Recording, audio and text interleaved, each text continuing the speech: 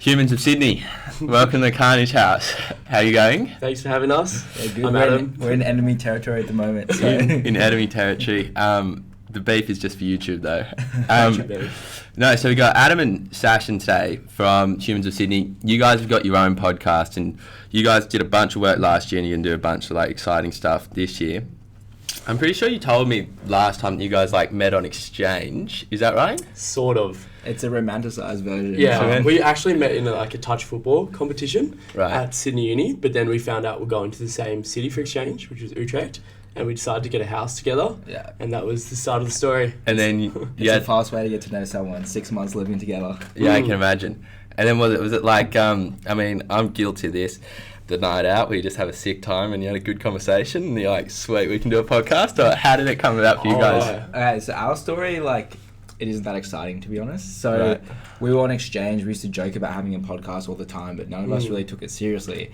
But we actually had a day at Sydney Uni Sem 1 this year where we had 6 or 7 hours of class in a row, and we'd both have that on that day. And we made in this lecture called Economic History, and it was so boring. It was a 3-hour lecture. It was like one of those lecturers that just like, he just wore the worst clothes and he just like spoke, like economic lecturers, they don't like look nice. They just stand at the front. That's and they true. just like They don't wear clothes that growl fit in them. a They don't wear monotonous clothes that voice. fit He's them. like, this happened. And we're like, should we just fucking start a podcast? Yeah. Because we were that bored and we just did it. Yeah, so that day we were literally in the podcast, maybe in the lecture, let's say an hour in, and we Adam went on his laptop, looked for a room if Steve was free, we booked it.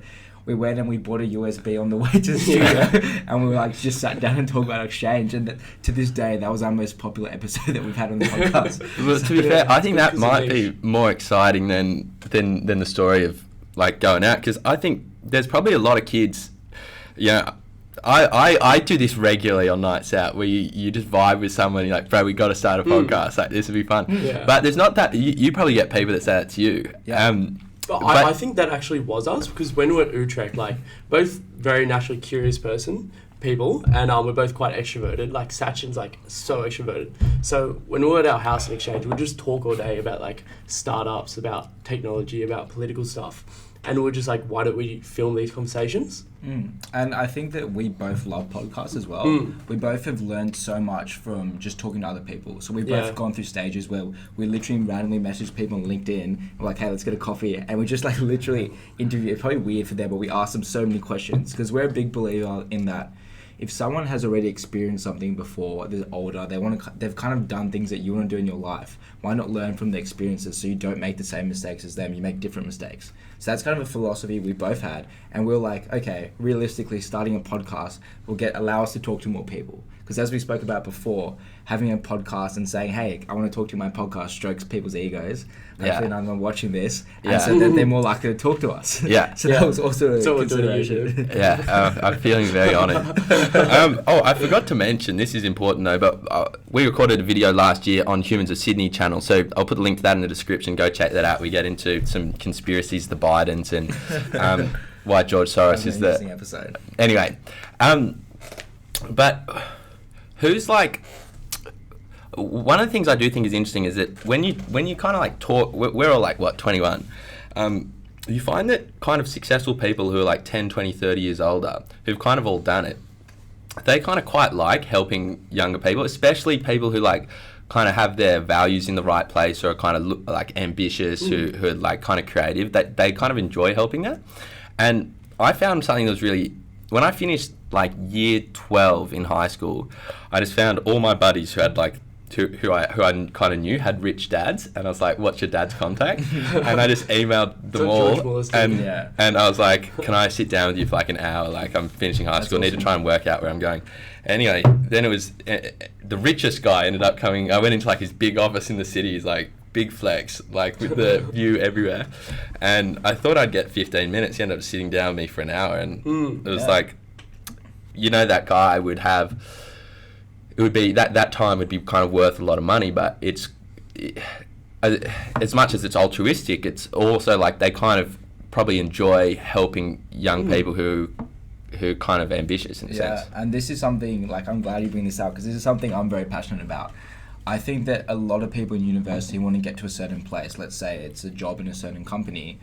They spend a lot of their time focusing on academics and studying. But if they spent maybe 10% of that time reaching out to people, getting to know people, everyone wants to help someone young.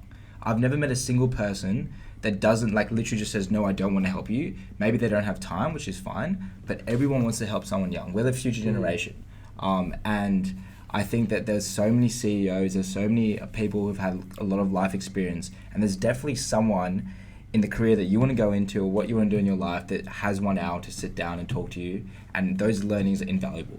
It's far easier to get ahead from just like one conversation rather than like 20 hours of study. Yeah. Just something really niche in like finance or like economics, whatever you're studying. Yeah.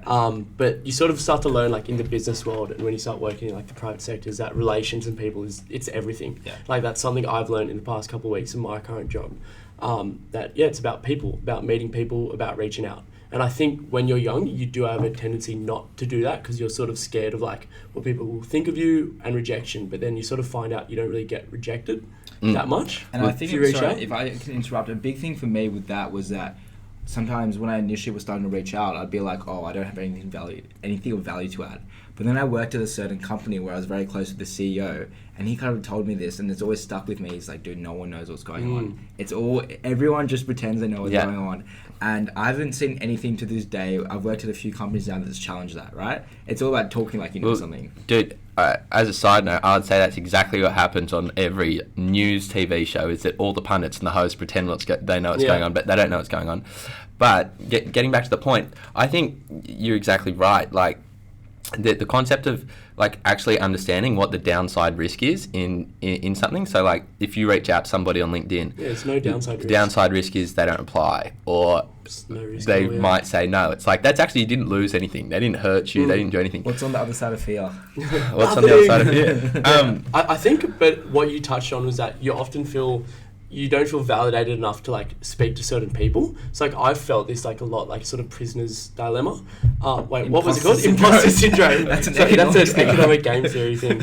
But like imposter syndrome, where you feel like you don't like deserve to be sitting on a table with them. Yeah. Like you're not smart enough, and then you start to realize like they're still learning as well. Well, for all the people who are watching for girl advice, it's actually like if you go and talk to a girl, the worst thing that can happen is she might say, no, you're ugly, whatever, but that's literally the worst thing that can happen. That never happens to you, do I can't say, I've just heard it from people. But no, it's like, you could have like a really good conversation, like, you know, could light a flame, as they say, but that's a positive, but the downside is literally nothing. And I think it's something to keep in mind when like you make decisions. Same as like starting a podcast, right? Because you do naturally, like as a person, have all these kind of weird feelings, and like you either get in front of the camera or you start like a creative project, and it's like you make yourself vulnerable to like other. Well, it's like vulnerable in a sense, but it's not really that vulnerable. I mean, were you guys like nervous when you released your first podcast? I think to a certain degree, maybe a little bit, but we'd both had blogs in the past. And really? I kind of went through this stage before we launched a podcast, maybe 6 months earlier, where I went to this stage where I was kind of a people pleaser beforehand. I wanted everyone to like me, and I was scared of people not liking me. And I went through this stage. This sounds very cliche. I was in Africa. I saw a lion, and this lion just didn't give a fuck. Am I allowed to swear on this? Yeah, my grandma's gonna forgive you for that. Alright, and I was just like, and there's this quote that lions don't lose sleep over opinion of sheep. And I've always had these kind of strong ambitions and things I want to do in my life, and I just realized I can't be held back from people's opinions that I don't even care about in the first place, right? I'm sure there's people that don't like all of us for starting a podcast, right? There's going to be someone out there, maybe they're a little bit jealous, maybe they just don't like podcasts in general. That's going to happen, but I came to a realization that I don't really care about that person's opinion that much, and it's not going to kind of stop me. Yeah, I think I had like a bit of fear. I think like in the mind you like think of a couple friends and you feel like they're judging you and stuff, and that slowly goes away like episode after episode. But I think it's just like a general fear of like starting something new, and it's like a very, very irrational thing, because now it's like, why on earth would you be scared of it? Like again, there's no risk. Are you really excited about that? Like it's also like exciting. Excited about like doing something polarizing? No, starting something new. Yeah. What do you think, like, obviously besides our episode, which is obviously number one, what's been some of like your favourite ones that you've done so far? I really enjoyed the ones with Jack Jacobs. So he's a really close friend of mine. He was the head prefect at my high school. He's a very intellectual and academic guy. Like he loves literature, philosophy, spirituality, and politics especially. So I learn a lot from him, just like talking to him about like what's going on in the world, and he ties it to like really ancient like historical stuff. And so we did like our first podcast was about philosophy. Well, they're always like sort of about philosophy. They're about everything kind of thing. Yeah. But he's an interesting guy. He's Really someone interesting. that we say this, you could literally record a podcast with him every 2 days. He would Yeah, never run out of something content. new to Like say. he's one of those guys. For me, I think the most powerful ones that in my opinion, that we've done have been the mental health ones. Yeah, that's a big focus for you. Yeah, and that was kind of a direction we're kind of going in just because of experiences I had in my own life. And so and after those podcasts, people reached out to us and said it really helped them. There was a friend of Adam's that stopped smoking weed every day because of that podcast. And when we hear things like that, it's like, cool, we're like impacting people's lives. And we went to this stage where we were like getting, like, let's say, a couple of 100 viewers per episode. And it doesn't feel like anyone watches it, but we've gone out so many times. And every time there's 3 or 4 people that come up to us that we sometimes don't even know. And they're like, hey, love your podcast. Boys and girls are back. Sorry for that delay. A slight technical issue, as tends to happen when you've got amateur hour production over here. If you want to upgrade, feel free to sponsor us and we'll outsource the production. But we were just talking about, as we got cut off, some of the good podcasts you guys have done, or your favourites, and you mentioned the mental health one. Yeah. What did you think you learned about about mental health, or that might be valuable or helped people, or that kind of would be good to know? Yeah, so as a bit of a background, in 2019, I had 2 friends from my high school group take their own lives. And following that, me and Adam decided that we had a platform where we could reach young people, so we needed to do something, right? So the first person we had on was someone who calls himself Dr. Happy. He's affiliated with Batia, which is a big men's mental health society. So we talked to Dr. Happy, and to be honest, from me and Adam's perspective, we didn't actually think we gained something that was new to us, but in saying that we have spent a lot of time reading self-development, reading all those kinds of things. But the main things that, feel free to interrupt if I missed anything, but the main things from that episode were scheduling your time, making sure you get adequate sleep, adequate sunlight, really building yourself from the ground up, mental well-being habits such as meditation, controlling your drinking, all those other kinds of things. What I've learnt recently is that alcohol can sometimes, like alcohol come downs and withdrawals, known as hangovers, can cause more anxiety than a lot of drug hangovers. I think Dr. Happy had a very analytical approach into how someone should have good mental health.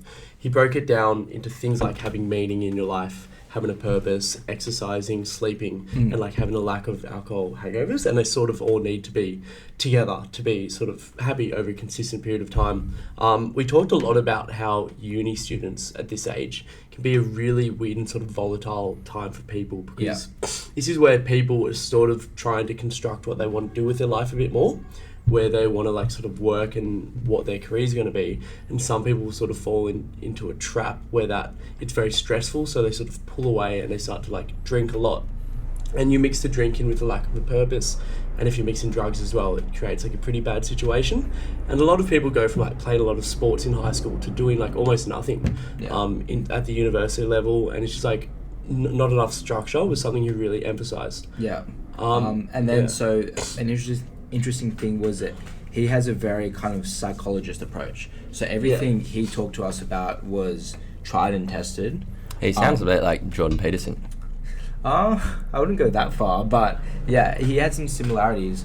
But I think there's some amazing takeaways for people on that episode, that having good mental health doesn't need to be complex, right? It's more about being consistent and kind of making sure you're ticking certain boxes each and every day. Yeah. But then the next lady we had on, Yvonne... It was a very different approach, but very interesting. She's a psychoanalyst. So there's some conflict between psychologists and psychoanalysts because you can't test things. You can't test things like the ego or something. There's a lot of like correlation, causation problems, because I think a way to sort of give a general overview of psychoanalysis, it's looking into like your past and events that have affected you and seeing how you are now because of those events. So how did your father treat you? Were there any traumatic events? How did you go in social groups? and you get all these like sort of revelations about your own life, like, whoa, when I was 8, this guy like stuck his finger up at me at school and I feel this way, just stuff like that. Some people like get experiences of like big trauma, but again, yeah, it's like not really, you can't test it because you can correlate like that happened, now this, but you can't say that caused. And so you've got to, what we feel like, you've got to be careful about creating these narratives, but then I also think that's like so important as well, because a lot of people don't reconcile the stuff that happened in the past with who they are now. So I think the key takeaways were, mixing what they both said, was that it's not too difficult to improve your mental health. And I don't mean to say that in an invalidating way. Of course, there's certain people that need probably clinical help, and those people should seek it without any stigma being attached. But for the average person, if you're feeling anxious, if you're feeling depressed, things like that, but you're drinking 3-4 times a week, you're not exercising, you're stressed, and you have a bad relationship with your parents, I think there are things that you can look at in your own life to see what might be going wrong. Another big takeaway for me personally is that when I've had friends come to me about mental health things in the past, I've sometimes acted unconsciously invalidating towards them, because I've been like, oh, why don't you try meditation? Why don't you try this? Why don't you try that? But a lot of people just want someone to talk to. They don't want you to barrage them with advice. And I think sometimes I've been very guilty of just jumping straight to the advice. And that was a big learning for me. Yeah.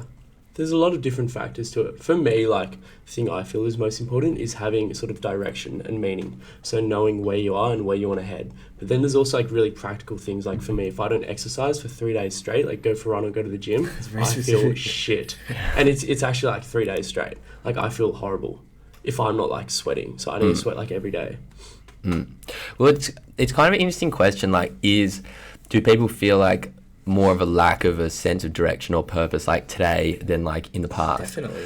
And like why that is, and like why you would, like how you would address that? Because my gut feeling is like, if you're like, let's say you live like 5,000 or 10,000 years ago, like hunter-gatherer society, it's like, all right, what am I doing? It's like, all right, I need to get food because we're all hungry. It's like, all right, for that next 12 hours, you're going out and hunting, like to try and get some protein for the tribe, right? And then you got to protect your tribe from other tribes, and that's kind of like, that'll keep you going for a while. Like that'll stimulate you. Like you're constantly in contact with like the most primitive aspects of like your existence. It's like probably like your hunger, your dominance, and like your sex drive.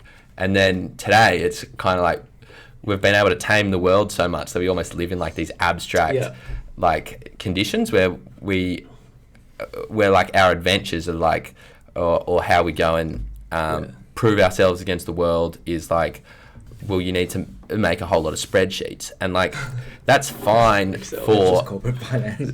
well, that's okay. Well, that's finance. You need to go and make a whole lot of phone calls selling insurance. Like, there's and like it's an improvement in society, and like we're not having to, we're not going hungry. We're not getting attacked by other tribes. But at the same time, it's almost like we're maybe evolutionarily trained to be like, or to feel like we're involved. What do you think?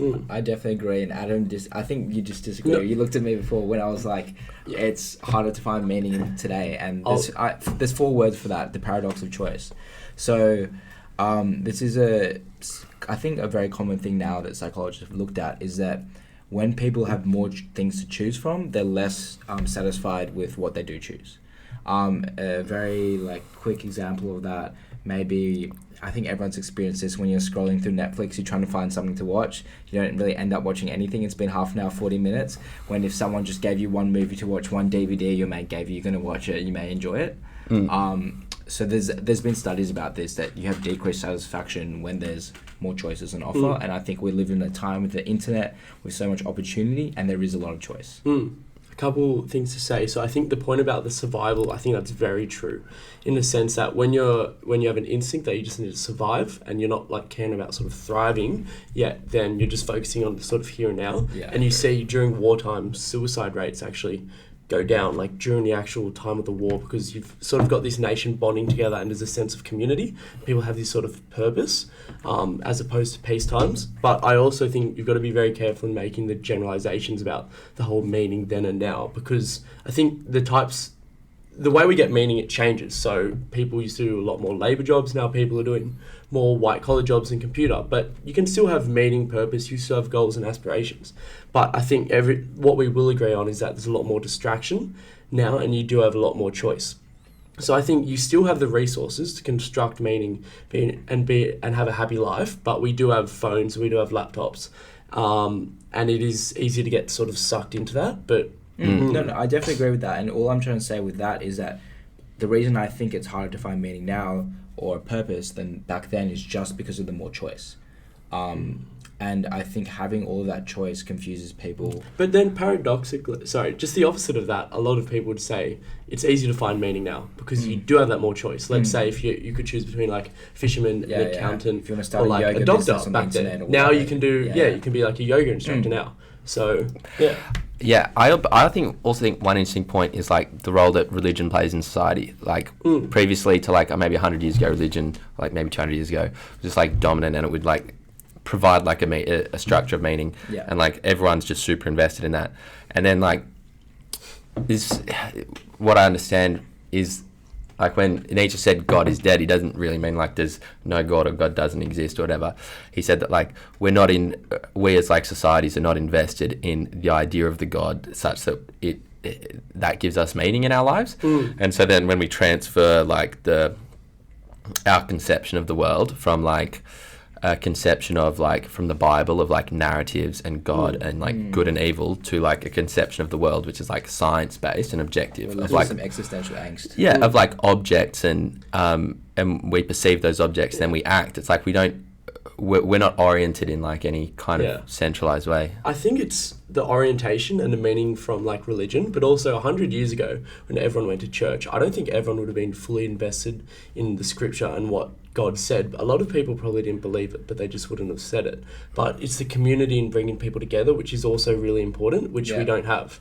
So like, people don't believe as much, but we also don't come together as in a group of 100 people, sing, dance, and then have food with each other on a Sunday morning. Like, that's sort of getting less because we can retreat to like technology. That definitely gadgets. would give you like an element of that structure that you talked about with like that psychologist. But not even structure, but community is just something. But you mentioned before the meaning in university, and I think that was a big thing because in high school you have these organised sport, everyone plays team sport. That's meaning. You see the same people every day. There's community, right?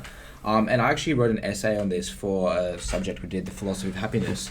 And basically what the essay was that people were happier. People who are religious are happier because they have these things, a sense of community, because they're grateful for everything in their lives on a weekly basis, and because they have this sense of purpose. It's not necessarily just believing in God, it's all the other stuff that comes around. But if with that knowledge, we can then incorporate those things into our lives to potentially get the same kind of... Well, I think, like, I'm not very religious at all. Like, I would say... Well, anyway, my religious stance is neither here nor there, but I think there's definitely opportunity to kind of like, I think, replicate some of the best things about religion and leave behind some of the worst things. But at the same time, it's like, if you look around, where are the atheists like going to having their version of Sunday morning church where they all go and help each other? It's maybe not something that can just be replicated. Do they, like it could happen, like you could get everyone coming around and reading like Marcus Aurelius meditations, but it's just, you don't really see it.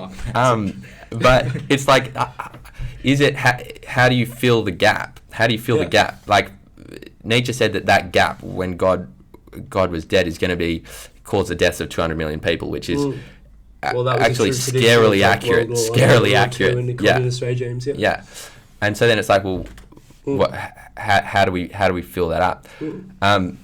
Any ideas? Big question. I think through deliberate practice. So I'm sure there's a lot of people, and I'm just being really stereotypical here. Let's say someone that lives in Bondi, they do morning yoga practice every morning with the same group of people. There's your sense of community. They're invested highly in their friends. They get dinners quite regularly. They're social. They live around that area, so that's a sense of community, right? I have no way of telling whether that's going to be the same calories that you get at, let's say, a church or a mosque or something like that.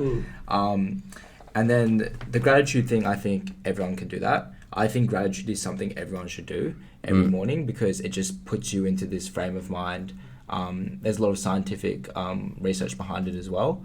So those two things are there, but then the sense of purpose, it is objectively, I think, a lot harder to get a sense of purpose outside of religion than within religion. Well, I think it's definitely like, I think the Bible provides like a good, and you can say whether they're true or not objectively, like do prayers get answered? Well, you're not going to be able to prove that or disprove that, and it's probably leaning towards maybe not.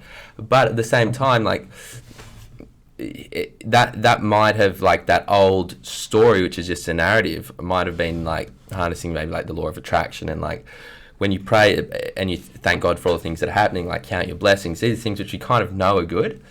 And so if you like leave religion behind, maybe I think it's like very hard to actually come up with that stuff on your own, because like all of those practices which were like embedded in the religion or embedded in the Bible would have probably happened from like just incremental developments for like 100,000 years, and then you get the culmination in this book like the Bible, which has all the best stuff in it. So after like its own evolution of like cutting out the least useful stuff and getting the most useful stuff, you get kind of like a church or a Bible. And then if we say, okay, we leave that behind because maybe religions have caused a lot of wars, or religions have discriminated against people, or religions have put people against each other, and we say we want to leave that stuff behind. It's like maybe there is the baby in the bathwater that we need to somehow decipher and at least translate into like what we do today, because it's pretty difficult, I think. Yeah, I don't really think it can be replicated. I think like maybe we can try and reform it. We can say we're not going to take the messages as literal. We can recognize like Jesus or Muhammad, whatever, as like historical divine figures even, and we look at these books as like books of ethics, but then say we don't believe exactly everything about God, and maybe we take away some of the things that discriminate against people, like you said. And an Australian philosopher called A.C. Grayling actually wrote a book called, it was something like the Secular Bible, and it had on one side of the page the Bible, on the other side an interpretation of a secularized version. So all the like sort of God and Jesus taken out, and just like a normal sort of book of ethics. And so you can translate things like the Bible into something that can appease people of all religions, but I don't think the structures of community you can exactly replicate. So like, sure, you can go to like yoga lessons and stuff, but like I'm not sure if you can replicate people in this big hall singing and dancing and being grateful, because I think people congregate together for that sort of divine purpose. So maybe like I think if we chucked away all the churches right now and like got rid of religion, I don't know if it'd be better, because I don't know, would we come up with something better? I don't know. And as you said, like Christianity developed over like hundreds of years, developed over thousands of years. That's incremental stuff. Like we couldn't come up with something tomorrow. There's definitely so many beautiful parts of religion. I think a lot of atheists sometimes forget that, or haven't kind of looked into it that deeply. And a lot of like the development of humankind can be tied to religion. So I think everyone should, maybe in schools, like when I was in school, I don't know about you guys, but I got taught Christianity all the way growing up. And it'd be cool if instead of doing that, maybe they could focus on these beautiful parts of religion that are kind of common to all religions. And then maybe the next generation can take only the good parts of religion and build those communities. Well, here's a really interesting question that I've been thinking about, and I think it's it would be common to like to Islam and Judaism and Christianity at least, because it's from like Genesis, but like there's that one sentence in Genesis where God's creating Adam and Eve, and they said like these like God created them in His image, right?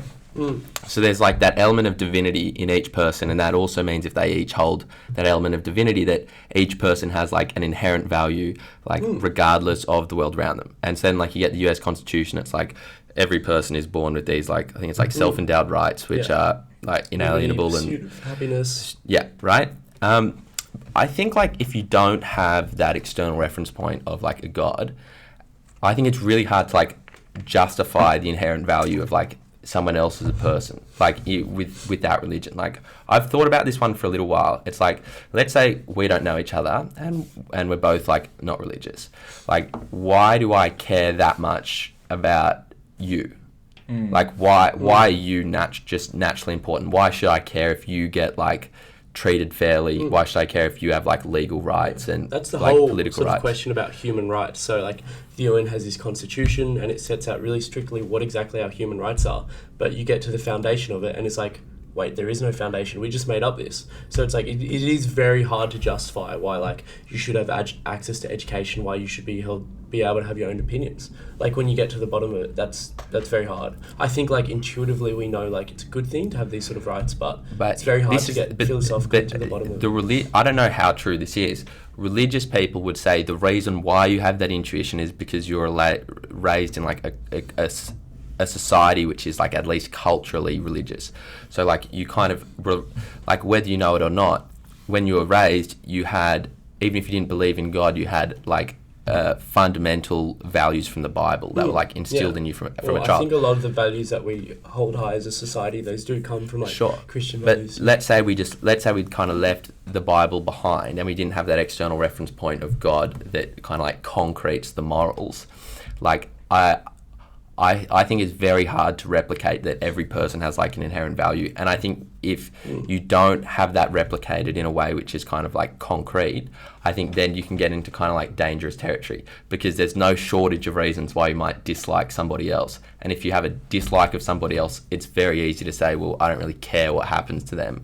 But are we talking about people outside of your own immediate family? Sure, yeah, it can be outside your own immediate family, yeah. Like can be people. I would argue that people, like from like caveman times, people have this, and like an individual has an innate desire to survive, right? We all agree on that. And I also think that an individual has an innate desire to protect their family. And it'd actually be really interesting, because I was reading a book recently. It's called Social by Matthew, it starts with L. I'm sure we can put the link in the description. We'll just look up Social by Matthew L on Google. We'll just get a small bottle of whiskey out. Just my regular nightly size. But the book is all about how humans are wired to connect, and it's so innate within us. And you know how you meet those people that are like, oh, I don't like talking to people, blah, blah, blah, blah. That usually comes from a point of insecurity, and that literally all humans are wired to connect. And I don't know if this connection, he doesn't dive into whether this connection is a positive one or a negative one, but I'd be interested to look into that more. Yeah, I do think we have like an intuitive drive to like sort of help one another to some extent, and to connect with other people. But and I also coming back to the meaning thing, I think bringing other people up alongside yourself gives a lot of people meaning, yeah, right? Of course. And maybe for some people, cutting others down is a point of meaning. Hopefully not. What's the what are you guys excited about for this year with Humans of Sydney? You mentioned you got a couple people lined up. What can people kind of look forward to seeing? I'm excited to have some more high profile guests and like pretty influential and powerful people who will be able to, who like they sort of make moves. I'm just excited to do it like consistently, because like we haven't been able to do it because we haven't been at uni. Both enjoying talking to other people. Yeah, and we've kind of, I'll just put this out publicly, 30 episodes this year. So we're going to make that happen. If we end up recording us talking 15 episodes in a row, it doesn't matter, we'll make it happen. I think I'm excited about getting more direction and where we want to go with it. I think we've both been having some discussions kind of on and off recently about where we want it to go, and I think our vision of it is becoming more mutual, because we started, as we mentioned before, the way we started it, there was no vision. There was just like, let's try this, right? Which is a good way to start. Yeah, it was a big blessing, but I think now we've come to a point where we have some viewers. We're very happy with the number of lives we've impacted, but now we want to have more of a clear direction of where we want to go. We're also thinking about a name change. So we're thinking about a name change that may reflect more where we want to go and where we want this whole brand to go. If anyone's got a good name, hit us up. We're thinking like potentially just like the Sachin and Adam, that flows better, podcast. I was thinking like it should be associated with something like knowledge, like impact, like even like the Knowledge Project or something. Because we are effectively, what we're doing is deriving like knowledge and experiences from people and relating through conversation. The knowledge. Yeah, well, relating through conversation and gaining their insights. Yeah, stuff like that. Yeah, well, people often have good names. Justin's like our podcast, like Carnage House Productions. It actually doesn't. How does that name come from? Well, it's a great question. We did our first few podcasts without a name, and we were like, "Can someone please give us a name?" Because we don't have one. At the time? I think it was just my personal one, Dougal Cameron, and we were uploading and then eventually on like the third episode, my uncle was just like, "Call it the Carnage House."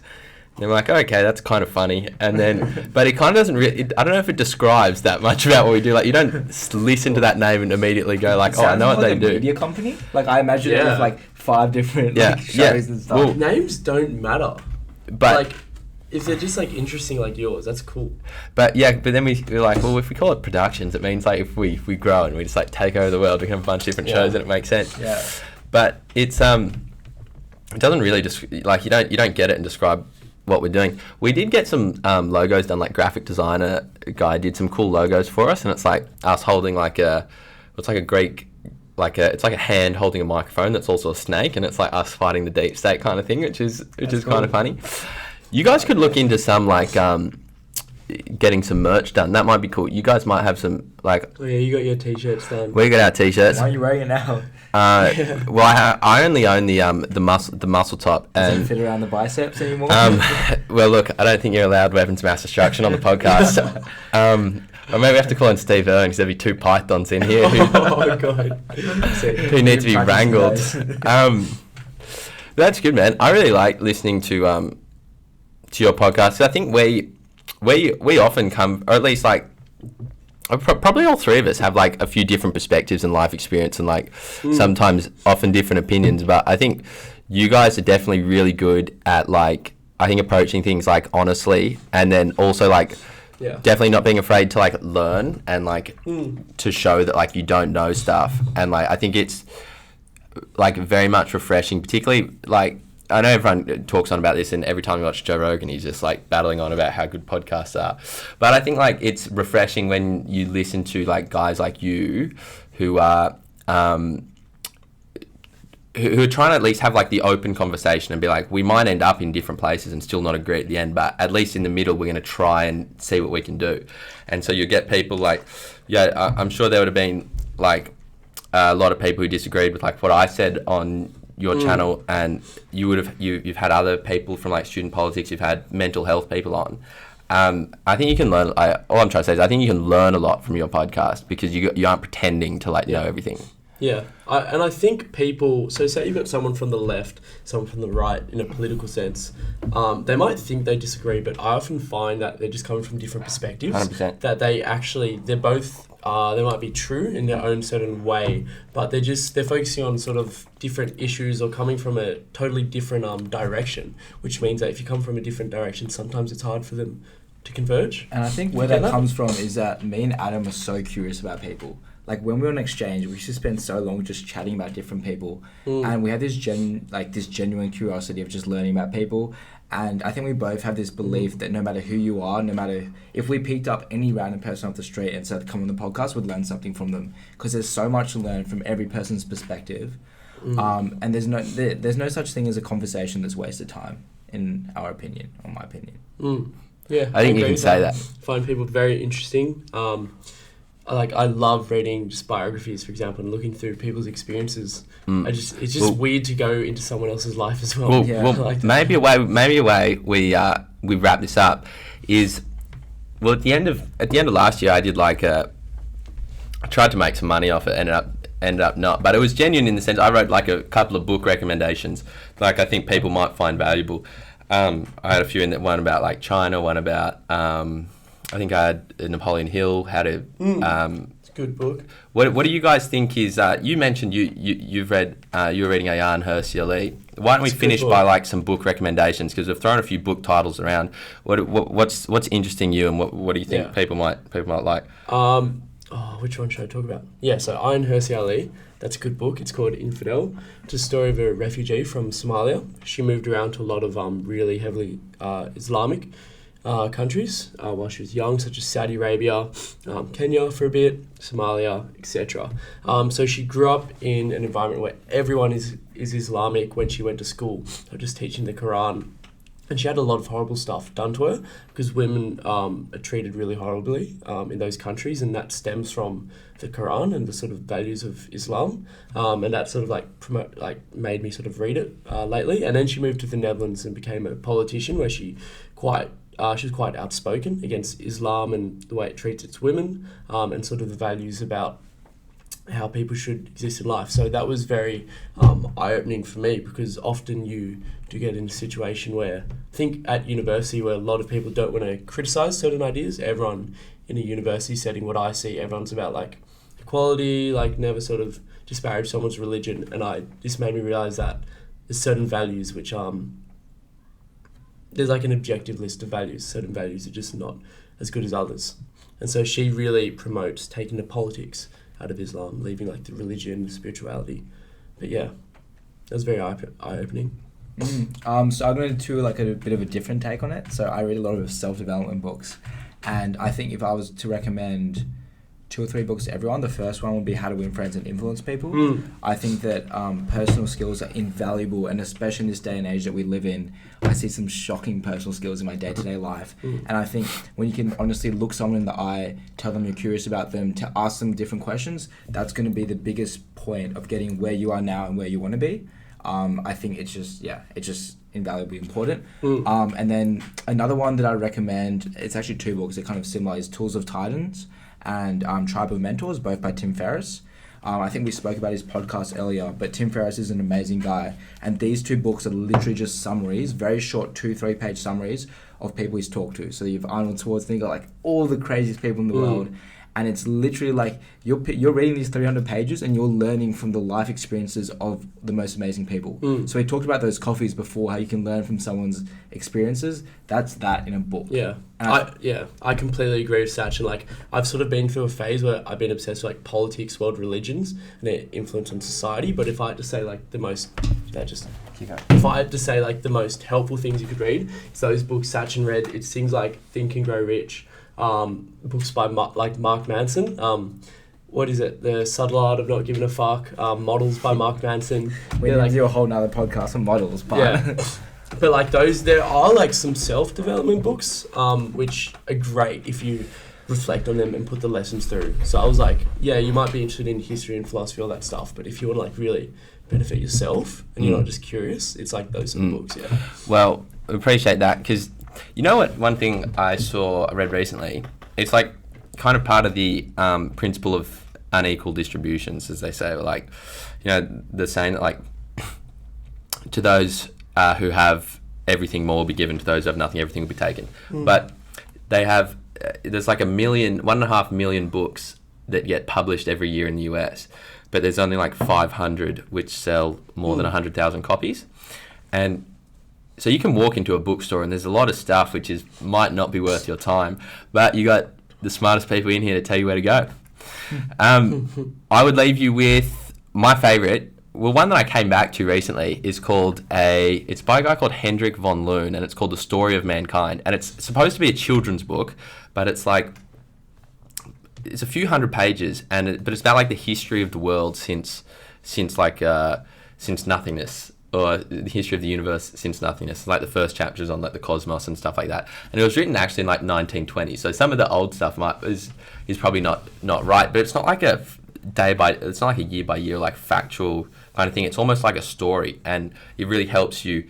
It's supposed to be a children's book, and so it's almost like a narrative, and it like really helps you orient yourself like kind of in history, and kind of understand in at least like some basic ways what kind of life was like in different times, and what are the things that kind of contributed to where we are now.